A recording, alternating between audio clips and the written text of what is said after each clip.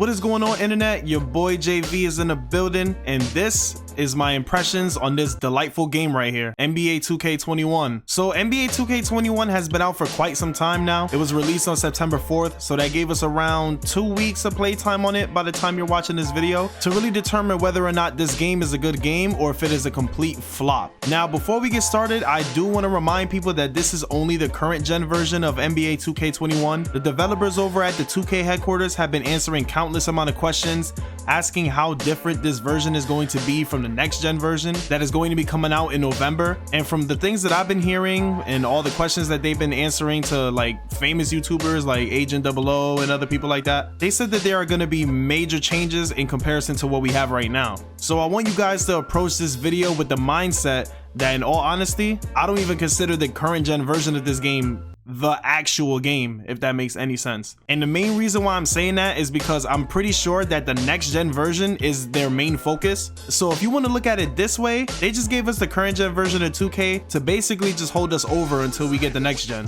Why didn't they just wait for the new consoles to come out before releasing the game? Well, I think you know the answer to that one. So getting started here, what you're going to be looking at on screen is just gameplay from different game modes that I was playing on NBA 2K21, from playing out online games, which is my favorite game mode, to some my career and some games in the new neighborhood. I didn't really play any my team on this game because that's one game mode that honestly I'll never touch. So for this game, I have some positives on this game and some negatives, and I'm pretty sure that some of these things on this list that I'm gonna expand on, 9 times out of 10 you'll be in agreement on. If not, then I'm just chatting, I guess. But these are my thoughts on this game. I can only speak on myself and my experiences. So for the positives, one of the things about NBA 2K21 that I personally like is the dribbling. The dribbling in this game is kind of different from the previous 2Ks to an extent. There are a couple different moves on this game that I've personally never seen before in all the years that I put into this franchise. Some of them are good and some of them are just there to be there. For instance, the huge step back animation that they put in this game, I think that animation is cool and all, and more times than not it can provide you with some space, but there's only one thing about that animation that I truly do not understand. Why is it that when I do this animation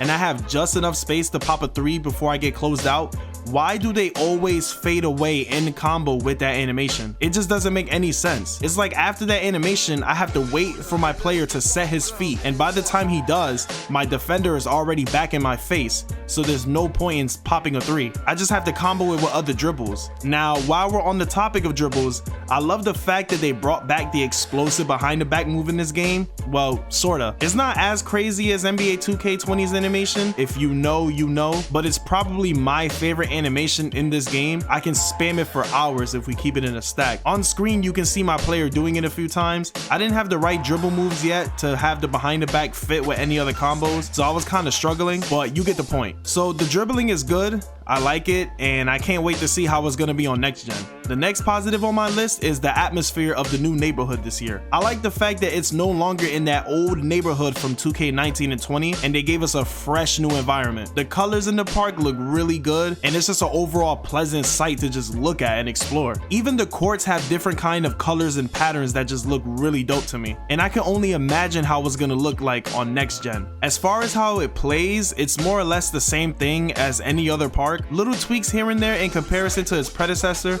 but the overall feeling of the park is very similar. Another positive that I have, and this might be on the fence for a lot of you, but it is the fact that I personally think that you are truly rewarded for playing good defense in this game. This is what I mean by this, so just bear with me here. I mean that in terms of doing the right thing on the defensive side, basically how you're clamping up your opponent, whether it's in the paint or in the perimeter, wherever you are on the court, the chances of you getting cheesed by Ronald and Mike Wang on the defensive side has lessened in comparison to older 2Ks, where you'll be playing great defense, then it's that one animation that just violates you. The only thing that I would say that's kind of annoying is that when you're trying to steal the ball on a passing lane, which is something that I do all the time, I don't know if it's me, but it seems like your player just doesn't know when to stop moving to get that perfect steal. They just keep moving as they have no control of their legs, even when I'm not touching the analog stick.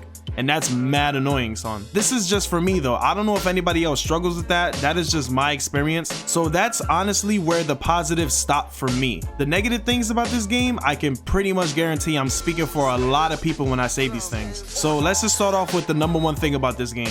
We all know what it is. It's the shooting, and that god awful jump shot meter. Shooting in this game is so weird to me, son, because even when I hit greens and a few full whites, it doesn't even feel rewarding to me, and I can't pinpoint as to why, and that's my problem. The shooting is just absurd for absolutely no reason. I'm not sure if I'm right about this or not, but apparently there was this hotfix that made hitting shots a tiny bit easier for every difficulty but Hall of Fame, which honestly makes no sense because everyone plays Hall of Fame. Basically, if you're not playing Hall of Fame, then why are you even playing this game in the first place?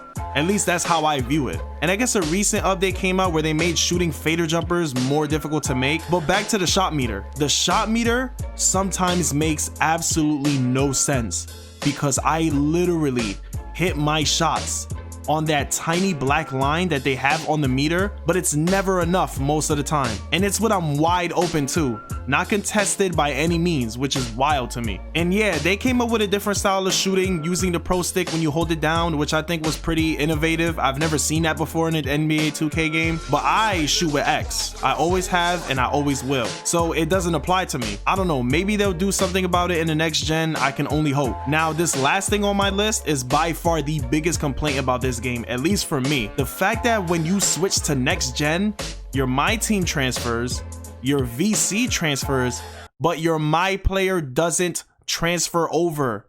That is by far the dumbest thing on the planet, son. Basically, what 2K was telling us is that making a player and spending VC and grinding it out on current gen is basically pointless if you're planning to upgrade. That's basically how it has to be looked. But obviously it doesn't matter because we're still gonna do it anyway. The My Park mode is literally the heart of the 2K community.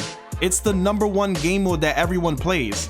And I feel like 2K did that on purpose just so people can just keep buying VC for their builds because that's their moneymaker and they know it. It makes me feel like I don't know any better, but it is what it is. And that cycle is just gonna stay that way until we as a community do something about that. But those are my pros and cons about NBA 2K21. In terms of whether or not you should buy this game, that is entirely up to you. I don't think that my word should be enough for you to make that kind of decision. The main reason why I say that is because maybe what I consider a positive on this game can be completely different for you, you feel me? But overall, my impressions on this game is that it's a pretty decent game.